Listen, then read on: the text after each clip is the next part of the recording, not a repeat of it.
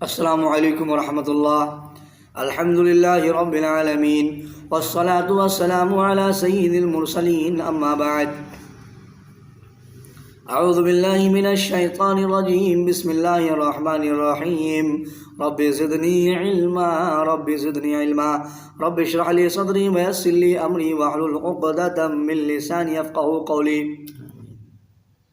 محترم حضرات، سامعین و ناظرین، میرے اسلامی بھائیوں، پردہ نشین ماؤں، بہنوں، بزرگوں، دوستوں، آج جو باب ہے، باب ما یقولہ من ایس من حیاتہ، اپنی زندگی سے مایوس ہونے والا شخص کیا دعا پڑھے، اپنی زندگی سے مایوس ہونے والا انسان کیا دعا پڑھے، یہ باب کا نام ہے، یہ باب ہے۔ یہ باب کتاب عیادت المریض میں ہے۔ کتاب عیادت المریض، مریض کی عیادت کرنے کی کتاب، بیمار کی بیمار پرسی کرنے کی کتاب۔ بیمار کی بیمار پرسی کرنے کے تعلق سے جو ہے نا،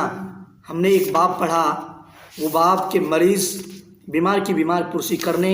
جنازے کے ساتھ جانے، جنازے کی نماز پڑھنے اور جنازے کی تدفین میں شریک ہونے، دفنانے کے بعد اس کی قبر پر کچھ دیر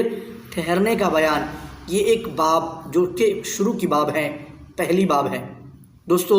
اس باب کے تعلق سے نبی اکرم صلی اللہ علیہ وسلم کی جو بھی تعلیمات ہے ہم نے پڑھا، ہم نے سیکھا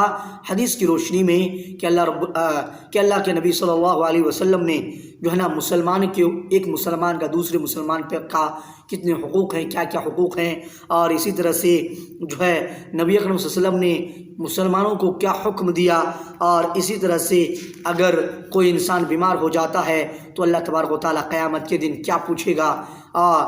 کوئی بھوکا رہتا ہے تو اللہ رب العزت کیا سوال کرے گا۔ اسی طرح سے میرے اسلامی بھائیوں اور بہنوں، جب کوئی مسلمان بھائی اپنے کسی مسلمان بیمار بھائی کا عیادت کرتا ہے تو اس کی فضیلت کیا ہے، اس کی اہمیت کیا ہے، اسی طرح سے ہم نے جو ہے نا نبی اکرم صلی اللہ علیہ وسلم کی تعلیمات کو جانا سیکھا۔ اسی طرح سے ایک باب اور ہے کہ باب ما یدعا بہ للمریض، کہ بیمار کو کن الفاظ سے دعا دی جائے، یعنی اس باب میں نبی اکرم صلی اللہ علیہ وسلم کا وہ تعلیمات، نبی اکرم صلی اللہ علیہ وسلم کی وہ تعلیمات جو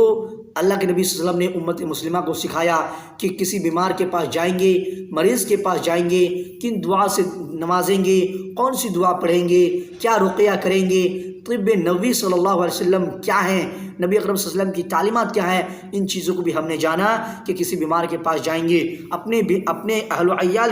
کہ کسی بیمار اپنے اہل و عیال میں کوئی بیمار ہوگا تو اس کے لیے کیا پڑھیں گے، کوئی کسی اور کے پاس جائیں گے تو کیا پڑھیں گے، اور کس طرح سے جو ہے نا کریں گے، یہ ساری چیزیں ہم نے سیکھا، ہم نے پڑھا، اور آپ کے سامنے میں نے بیان بھی کیا۔ اگر آپ نہیں جانتے ہیں، اگر آپ نہیں سنے ہیں، نہیں دیکھے ہیں، تو آپ کو جو ہے نا پچھلی ویڈیوز کو دیکھنے کے لیے جو ہے ڈسکرپشن میں جانا ہوگا اور ایک ویڈیوز کو دیکھنا ہوگا، لنک دیا ہوا ہے۔ آج ہم لوگ پڑھیں گے اسی طرح سے دوستو، مریض کے گھر والوں سے مریض کی بابت پوچھنا، مریض کے گھر والوں سے ایک تیسری باب، چوتھی باب، نیکسٹ باب کہ بابو استحبابی سوال اہل المریض عن حالہ، کہ مریض کے گھر والوں سے مریض کی بابت پوچھنا کیا ہے، یہ مستحب ہے۔ بیمار پرسی کرنے کے لیے گئے اور وہاں پہ جانے کے بعد ان کے گھر والوں سے بیمار کی حالت پوچھ رہے ہیں، یار کی بیمار پرسی کرنے کے لیے گئے اور بیمار کے گھر والوں سے جو ہے نا بیماری کے بارے میں، بیمار شخص کے بارے میں پوچھ رہے ہیں، تو یہ بھی پوچھنا کیا ہے، مستحب ہے۔ آج ہم لوگ پڑھیں گے کیا، آج کی باب ما یقولہ من ایس من حیاتہ، اپنی زندگی سے مایوس ہونے والا شخص کیا دعا پڑھے۔ اس باب کے تعلق سے بھی ہم نے ایک حدیث آپ کے سامنے بیان کیا تھا، وہ حدیث میں آپ کو شارٹ میں مختصر انداز میں بول رہا ہوں۔ عن عائشہ رضی اللہ عنہا قالت سمعت النبی صلی اللہ علیہ وسلم وهو مستند الی یقول اللہم اغفر لی وارحمنی والحقنی بالرفیق الاعلی، متفق علیہ۔ حضرت عائشہ رضی اللہ تعالی عنہا سے روایت ہے کہ میں نے نبی صلی اللہ علیہ وسلم کو فرماتے ہوئے سنا کہ جب کہ آپ میری طرف سہارا لگائے ہوئے تھے، فرماتے تھے، کیا فرماتے تھے، اللہم اغفر لی وارحمنی والحقنی بالرفیق الاعلی۔ حضرت عائشہ رضی اللہ تعالی عنہا سے روایت ہے کہ میں نے نبی صلی اللہ علیہ وسلم کو فرماتے ہوئے سنا، اور یہ فرماتے ہوئے کب سنا، جب کہ آپ میری طرف سہارا لگائے ہوئے تھے تو فرماتے تھے، اے میرے اللہ مجھے بخش دے، مجھ پر رحم فرما اور مجھے رفیق اعلیٰ سے ملا دے۔ مجھے رفیق اعلیٰ سے ملا دے، یعنی کہ یہ دعا ہے اللہم اغفر لی وارحمنی والحقنی بالرفیق الاعلیٰ۔ اور آپ اس حدیث کی طرف تھوڑا سا غور کریں، توجہ دیں کہ نبی اکرم صلی اللہ علیہ وسلم کو فرماتے ہوئے سنا جب کہ آپ میری طرف سہارا لگائے ہوئے تھے، یعنی سہارا انسان ایک دوسرے پر کب لگاتا ہے؟ عموماً جب انسان مایوس رہتا ہے، جب انسان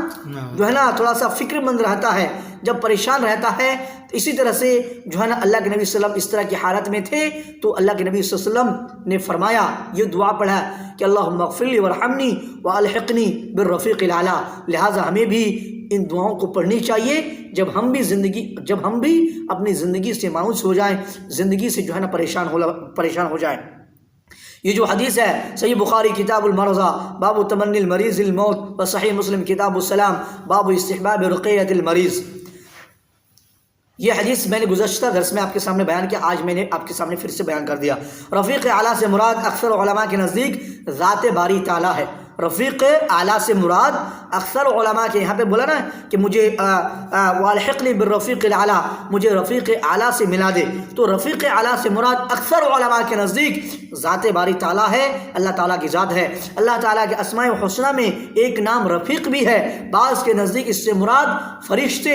انبیاء اور شہداء اور صالحین ہیں، بعض کے نزدیک حضرت یوسف، جیسے کہ جو لوگ انبیاء، شہداء، صالحین اور صدیقین لیتے ہیں نا، وہ لوگ دلیل کیا دیتے ہیں کہ حضرت یوسف علیہ السلام نے دعا فرمائی تھی الحقنی بالصالحین، سورہ یوسف آیت نمبر 101، مجھے نیکوں کے ساتھ ملا دے، مجھے نیکوں کے ساتھ ملا دے۔ بہرحال موت کے وقت اپنا تعلق دنیا سے منقطع کر کے، موت کے وقت اپنا تعلق دنیا سے کاٹ کر آخرت سے جوڑ لینا چاہیے۔ نبی صلی اللہ علیہ وسلم کی طلب، نبی اکرم صلی اللہ علیہ وسلم کی طلب مغفرت کا مطلب رفع درجات اور مقام و مرتبہ کی بلندی اور جو ہے نا گناہوں کا اور نیکیوں کا اضافہ، ورنہ اللہ تعالیٰ نے تو آپ کے اگلے پچھلے گناہ معاف فرما دیے تھے۔ اللہ تبارک و تعالیٰ نے نبی اکرم صلی اللہ علیہ وسلم کے اگلے پچھلے گناہ معاف فرما دیے تھے۔ نبی اکرم صلی اللہ علیہ وسلم کی یہ مغفرت کا طلب کا مطلب کیا ہے کہ درجات کی بلندی ہو اور نیکیوں میں اضافہ ہو۔ دوستو آج کی حدیث ہم آپ کے سامنے بیان کرتے ہیں۔ عن عائشہ رضی اللہ تعالی عنہا قالت رأيت رسول اللہ صلی اللہ علیہ وسلم وهو بالموت عنده قدح فيه ماء وهو يدخل يده في القدح ثم يمسح وجهه بالماء ثم يقول اللهم أعني على غمرات الموت وسكرات الموت رواه الترمذي۔ حضرت عائشہ رضی اللہ تعالی عنہا ہی سے روایت ہے کہ میں نے رسول اللہ صلی اللہ علیہ وسلم کو موت کے وقت دیکھا۔ حضرت عائشہ رضی اللہ تعالی عنہا ہی سے روایت ہے کہ میں نے رسول اللہ صلی اللہ علیہ وسلم کو موت کے وقت دیکھا کہ آپ صلی اللہ علیہ وسلم کے پاس ایک پیالہ تھا جس میں پانی تھا۔ آپ صلی اللہ علیہ وسلم کے پاس ایک پیالہ تھا جس میں پانی تھا۔ آپ صلی اللہ علیہ وسلم اپنا ہاتھ پیالے میں ڈالتے، پھر اپنے چہرے مبارک پر پانی ملتے اور فرماتے اے اللہ موت کی سختیوں اور بے ہوشیوں پر میری مدد فرما۔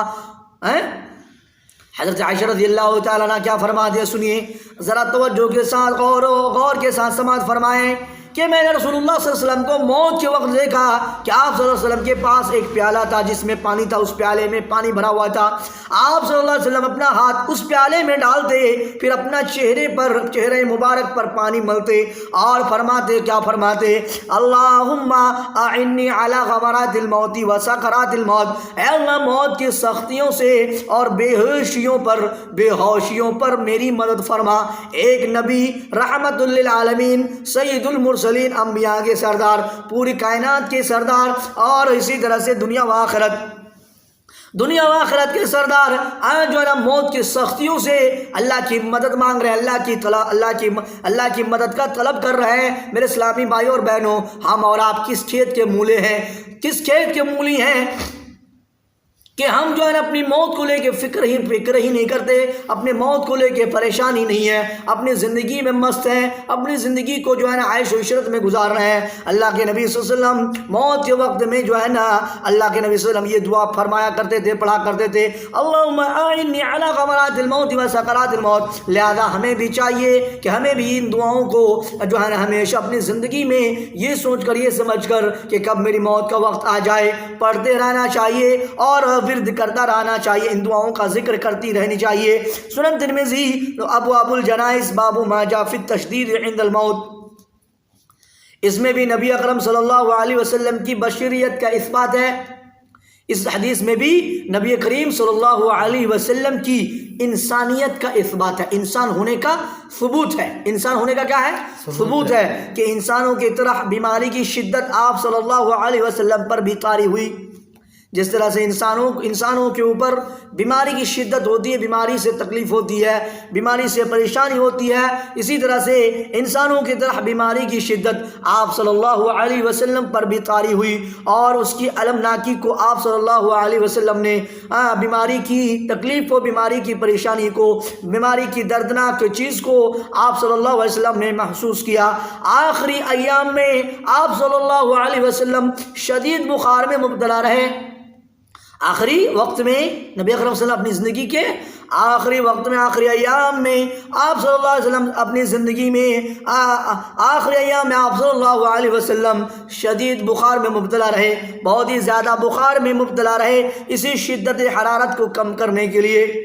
بخار کی شدت حرارت کو، گرمی کی شدت کو کم کرنے کے لیے آپ صلی اللہ علیہ وسلم بار بار اپنا دست مبارک پانی میں تر کر کے، اپنے دست مبارک پانی میں بھگو کر کے اپنے چہرے انور پر پھیرتے۔ اسی طرح روح کی جدائی کے وقت عام انسانوں کو جو تکلیف ہوتی ہے اس سے بھی آپ صلی اللہ علیہ وسلم دوچار ہوئے۔ اسی طرح روح کی جدائی کے وقت، روح کے نکلنے کے وقت عام انسانوں کو جو تکلیف ہوتی ہے اس سے بھی آپ صلی اللہ علیہ وسلم دوچار ہوئے، اور اس کی آسانی کے لیے بھی دعا فرمائی اور اللہ سے مدد طلب کی صلی اللہ علیہ وسلم۔ شیخ البانی نے اس حدیث کو ضعیف کہا ہے، شیخ البانی نے اس حدیث کو ضعیف کہا ہے، اور اسے ضعیف سنن ترمذی رقم نمبر 164 میں درج کیا ہے۔ مزید دیکھیے تعلیق المشکات حدیث نمبر 1514 جلد اول اور صفحہ نمبر 492 اور 493۔ تاہم موت کے وقت آپ پر غشی کا طاری ہونا صحیح روایات سے ثابت ہے۔ آپ صلی اللہ علیہ وسلم کے ساتھ جو آپ صلی اللہ علیہ وسلم موت کی، روح کی جدائی کے وقت جو تکلیف ہوئی، جو غشی طاری ہوئی، یہ صحیح روایات سے ثابت ہے۔ صحیح بخاری کتاب المغازی باب مرض نبی صلی اللہ علیہ وسلم و وفاتہ و باب آخری ما تکلم به النبی صلی اللہ علیہ وسلم، اس بات کی دونوں روایات سے یہ بات ثابت ہوئی کہ انسانوں کو آخری وقت میں بالخصوص اللہ کی مدد کا طالب ہونا چاہیے۔ اس بات کی دونوں، جو میں نے آپ کے سامنے دونوں حدیث پیش کیا، دونوں روایات سے، دونوں حدیثوں سے یہ بات ثابت ہوئی کہ انسان کو آخری وقت میں، خاص طور پر آخری وقت میں، آخری ایام میں اللہ کی مدد کا طالب ہونا چاہیے، اللہ کی مدد کا طلبگار ہونا چاہیے۔ تو میرے اسلامی بھائیوں اور بہنوں، یہ تھی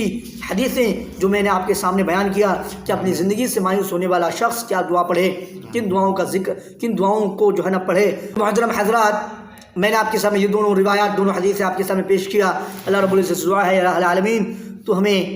یا اللہ آخری ایام میں اور اپنی زندگی کے ہر پل کو، ہر لمحے کو آخری سمجھ کر یا اللہ ان دعاؤں کا ذکر کرتے رہنے کی توفیق عطا فرما، ان دعاؤں کو پڑھنے کی توفیق عطا فرما، نبی اکرم صلی اللہ علیہ وسلم کی سنت کے اوپر عمل کرنے کی توفیق عطا فرما، نبی اکرم صلی اللہ علیہ وسلم کی تعلیمات کو سیکھنے کی توفیق عطا فرما، قرآن و حدیث کی صحیح سمجھ عطا فرما۔ ربنا تقبل منا انک انت السمیع العلیم۔ السلام علیکم ورحمۃ اللہ۔